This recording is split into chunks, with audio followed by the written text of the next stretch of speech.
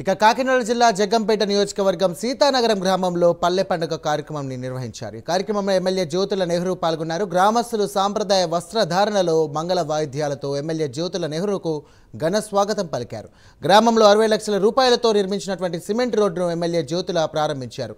అనంతరం ఉగాది పండుగ సందర్భంగా సుబ్రహ్మణ్యేశ్వర స్వామి గుడిలో నిర్వహించినటువంటి పంచాంగ శ్రవణ కార్యక్రమంలో పాల్గొన్నారు. పల్లెల అభివృద్ధి కోసమే పల్లె పండుగ కార్యక్రమానికి శ్రీకారం చుట్టినట్లు జ్యోతుల తెలియజేశారు.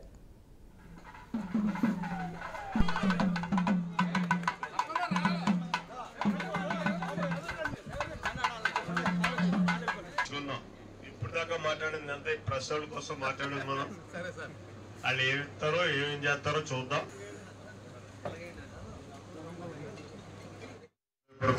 ధన్యవాదాలు. వీళ్ళకి సమావేశాన్ని పూర్తి చేసి అప్పుడు మనం మాట్లాడుకుందాం. చాలా సంతోషం. ఈ ఉగాది పర్వదినాన్ని తెలుగుదనం పుట్టుబడే విధంగా ఇవాళ సీతానగరం సోదరులు సోదరిమణులు రాత్రి నుంచి పరిశ్రమించి మరి ఇక్కడ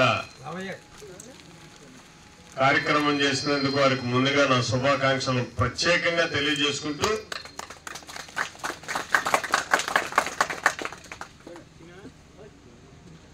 ఈ ఉగాది పర్వదినాన్న ఈరోజు కూటమి ప్రభుత్వం ప్రత్యేకంగా రాష్ట్ర ప్రభుత్వం తరఫున తెలుగు సంవత్సరాదిని ఘనంగా నిర్వహించాలి, ప్రభుత్వ విధానంతో ఈ కార్యక్రమాన్ని నిర్వహించాలి అని చెప్పేసి గౌరవ ముఖ్యమంత్రి చంద్రబాబు నాయుడు గారు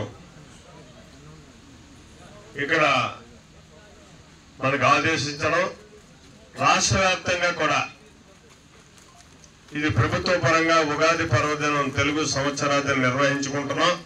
ఆ సందర్భంగానే మన నగరం సీతానగరం గ్రామంలో ఇవాళ ఈ కార్యక్రమాన్ని నిర్వహించుకోవడం జరుగుతుంది. ఈ సందర్భంలో మరి ఈ గ్రామంలో 60 లక్షల రూపాయలతోటి